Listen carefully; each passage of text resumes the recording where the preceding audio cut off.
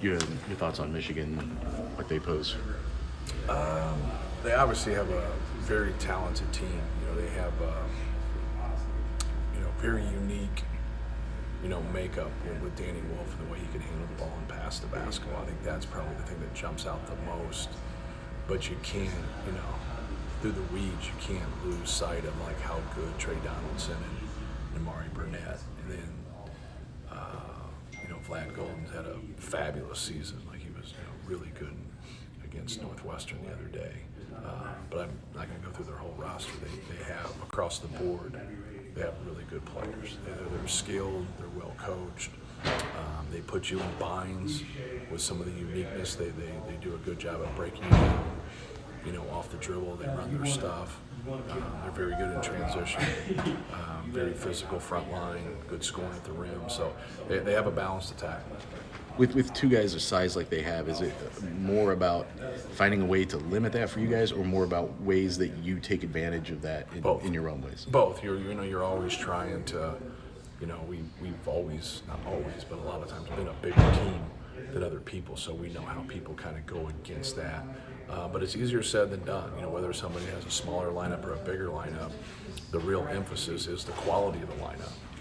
There's a bunch of people in this country playing big that aren't very good, but those two guys that they have are quality players. Hell, their backups are quality players. So I think that's what stems more than anything of those guys being able to make individual plays, those guys being able to play inside and outside, and then putting you in a bind. And that's what you want to be able to do. You want to be able to, like any game that you play, you want to see some things that maybe are their weaknesses. And if they can connect with your strengths, it makes sense. Sometimes somebody's weaknesses might be yours too. And so you're like, why didn't you expose this? Well, we're not very good at that, And so you got to really dive into that. And then you got to move big people. It's no different of anybody playing against Zach Edey or whatever. You got to get Zach Edey to cover both sides of the court. When he stands there and he plays satellite defense and he anchors down, it really helps us. And both of those guys there, they both can't do that. One of them can do that, but both of them can't always do that. They'll play in their drop, they'll get there, they switch a lot of different things. So you got to be able to play off of that and understand your angles and understand your advantages, with your offensive scheme. Have you ever had to guard a team before that can run a 4-5 pick and roll with 2 7-footers? No. A lot more people will do like the inverted ball screen stuff now. But people would run it 4 or 5 when that 4 is really like a combo 4, right? And he's got good ball skills to come up, but never, I don't believe so. Never two guys of that size. What kind of challenges that pose then for like Trey and Caleb? Well, you got to be able to, handle them from driving it. You got to be able to handle them from passing it. And making those plays like that. That's the key to be able to, keep them out of the paint. He does a great job of spinning off of contact. So you got to be set. He really forces the contact with some of his drives and the way he plays. But he's a good player, man. He puts you in binds, and that's what good players do. This is your 6th game in 16 days. Do you ever kind of take issue with the way the schedule falls sometimes? No, not really. Just they line the schedule up, you play, and that's what you do in the spring. You go back and you look at things, and you try to say, can we do better, for the whole league.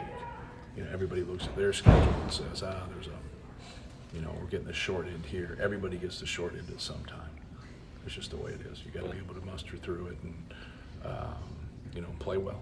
Don't the teams that TV wants in prime time get more? Correct. Assignments. Yeah. Yep. That's what you want, right? Because you're the exposure of your games in getting there. And if you got the other way, I think you give yourself a better chance to win in those games. But you still got to go out and compete, right? You still got to go out and compete and play. But you fight for the exposure. You fight to have success. You fight to have consistent success, because that's what it is. Sometimes it's a brand. Will jump. It's you got to understand, it's the TV people picking the games. They pick the games that they want. So, but for the most part, it's the teams that have had success. They want those big time matchups. They want those key matchups. When you went and watched the second half of Ohio State, did your team have its legs, you think?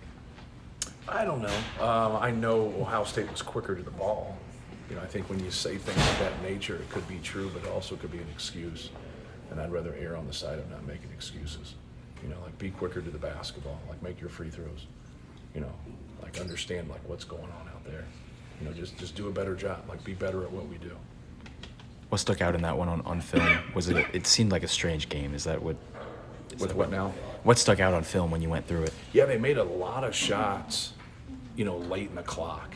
You hear what I mean? It just seemed like we did a pretty good job, and you go back and you look at it, and I thought we did a pretty good job of contesting those shots outside of one of them that, late in the shot clock, and he was a non-3-point shooter. He's over 1 from the year. So, I thought we did a good thing. The thing that jumps out offensively is just our missed layups. Like, we got the ball by the rim. And that's the one thing I always talk to PJ about. It's like, don't get frustrated, like, about scoring or not scoring. Understand the efficiency of the game. Are you getting the ball where you want to get it in position to score? And we were, and we didn't come through. But don't look at it like the ball wasn't in place to score. And then that's your job as a coach. Your job as a coach is to run efficient stuff. We kept getting the ball to Trey Kaufman in positions where he could score. We got to keep doing that. You go back and look at his, his shooting, his decisions. It was great. It was great, and you hope to make a little bit more. But he's 11 for 16, right? And there's no like secret to like people understanding that they need to take our threes away. So he's going to keep getting those opportunities, and now he just got to keep making the right decision. I thought he did some really good things, for us. We just had to make a couple of those layups, make our free throws a little bit there at the end, and get one more stop. The box score kind of baffle you when you see the difference in points off turnovers, second chance points. Yes. It seemed like if you look at that, erase the final score, most people think Purdue wins that game. Yeah, if you look at, necessarily like, how much time we were winning in the game. Like, we really put ourselves in a good position, going into halftime. And we just had a bad start to the second half. But, yeah, we forced a lot of turnovers once again where we're getting better in that area. And that's what you want. You want to be able to force turnovers. The place and the kind of the area that slipped was the rebounding. We did a good job in the first half, up 6, and I think they out-rebounded us by 8 in the second half.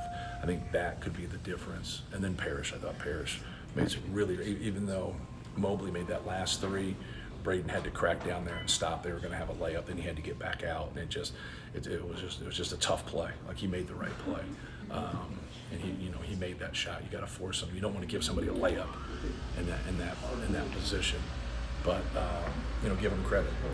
Both those guys made some tough plays for him. How much? Seems to really be coming on. Yeah, I thought it was great for his confidence. He made those 2 threes, and did some good things. Did some good things on both ends. Handled the basketball for us, and just the press. He can handle the basketball, and people come and press. So he showed that against Oregon. He showed it the other night. CJ can handle the basketball. That's what kind of limited Miles's minutes a little bit there. I just thought when they picked up and they pressed us, and then Braden got out, and then when he was in, they were denying him. We need more ball handlers in that mix. There's always been that theory is not the right word, but like you knew that potentially CJ and Jakari could handle that more if Braden had to sit for whatever reason. Right. Is it good for them, good for the team to see it more in action? Yeah. Anytime you can get that experience, it helps you. Obviously, we don't like playing without him, but like I thought we did some good things while he was out. We increased the lead. When he was out, I thought we handled the basketball versus their press, even when he was in and they denied him the basketball. So that's good to see. Like, the more they can play and the more they can get out there, the more they'll be confident. So there's something about a 7-footer that can handle the ball the way Wolf can. Does that just change what you need to do on defense at all? Yeah, he does a great job of passing. I think that's the thing. He's a high turnover guy, but he's also gets a lot of assists and causes a lot of problems. He gets fouled a lot. He gets other people in positions where they get fouled. So he's creating a lot more than it kind of looks like at times, just because it's so unique for the help. Like, it's kind of inverted, right? Because you have guards driving and bigs helping. Now you got bigs driving and guards helping.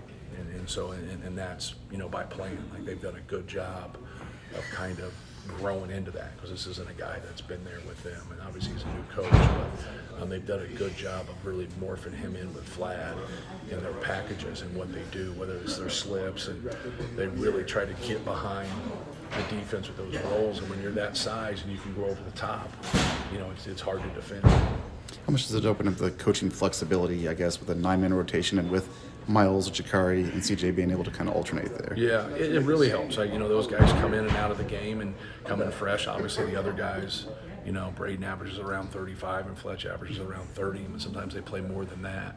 So those guys coming in fresh, you know, really kind of for each other a lot. And, you know, bringing that energy, being able to defend, gives us that boost. Responding to a loss, your mindset last year very calm.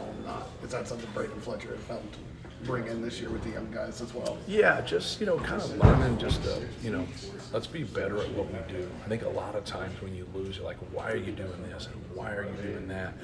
When in reality, it's like, hey, how about we have more physical boxing? How about we don't throw it to the other team? Yeah, that's like, you know, things of that nature. Like, you know, you make a couple more free throws, you make a couple more layups. Like, you know, you feel really good about yourself. Like, don't get away from some really good things happened in the game, and we just didn't convert them. You know, and with that being said, like, that was their best shooting game of the year. So, you know, that together, and if you kind of look at a handful of plays that happened in the game, you know, just learn from those, but don't get result based.